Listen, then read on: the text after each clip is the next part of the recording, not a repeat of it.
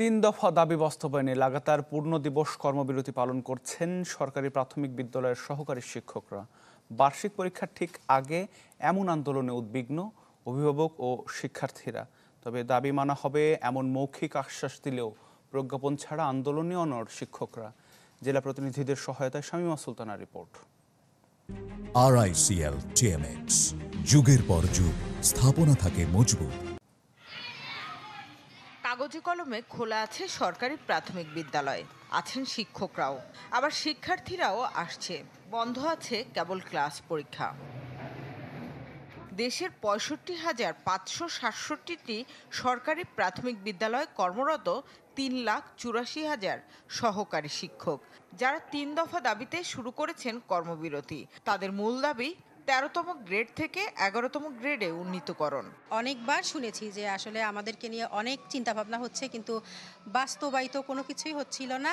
যে বাজার মূল্যের ঊর্ধ্বগতি, আমরা আসলে যে বেতন গ্রেড আমাদের বা যে বেতনটা পাচ্ছি সেটা দিয়ে আসলে সংকুলান হচ্ছে না। শিক্ষকদের এই আন্দোলনকে যৌক্তিক মনে করলেও শিশুদের বার্ষিক পরীক্ষা ঘনিয়ে আসায় দুশ্চিন্তায় অভিভাবকরা। বার্ষিক পরীক্ষা যাতে ব্যাহত না হয় এবং এই পরীক্ষা যেন সঠিকভাবে যথাসময়ে সম্পন্ন হয়। পড়াশোনা এবং পরীক্ষায় বিঘ্নিত হওয়ার সম্ভাবনা ইতিমধ্যেই আমরা লক্ষ্য করছি। পাঠদান বন্ধ থাকলেও বিদ্যালয়ে আসছে শিক্ষার্থীরা, যাদের সময় কাটে শুধু খেলাধুলায়। সামনে বার্ষিক পরীক্ষা, এজন্য আমরা চাই যে আমাদের ক্লাস হচ্ছে না, আপার আজকে ক্লাস নিচ্ছে না।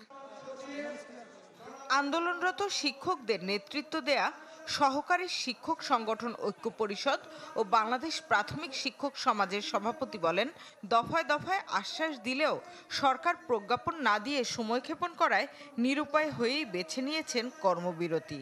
আমাদের বিশ্বাস যে আগামী ১ তারিখে বার্ষিক পরীক্ষার পূর্বেই আমাদের ৩টি দাবি বাস্তবায়ন করা হবে। যদি বাস্তবায়ন করা না হয়, প্রয়োজনে আমরা বার্ষিক পরীক্ষা বর্জন সহ আগামী ১১ই ডিসেম্বর অনশন কর্মসূচিতে যাব। গত বৃহস্পতিবারও আন্দোলনরতদের আশ্বাস দিয়ে কাজে ফিরতে অনুরোধ করেছে প্রাথমিক ও গণশিক্ষা অধিদপ্তর।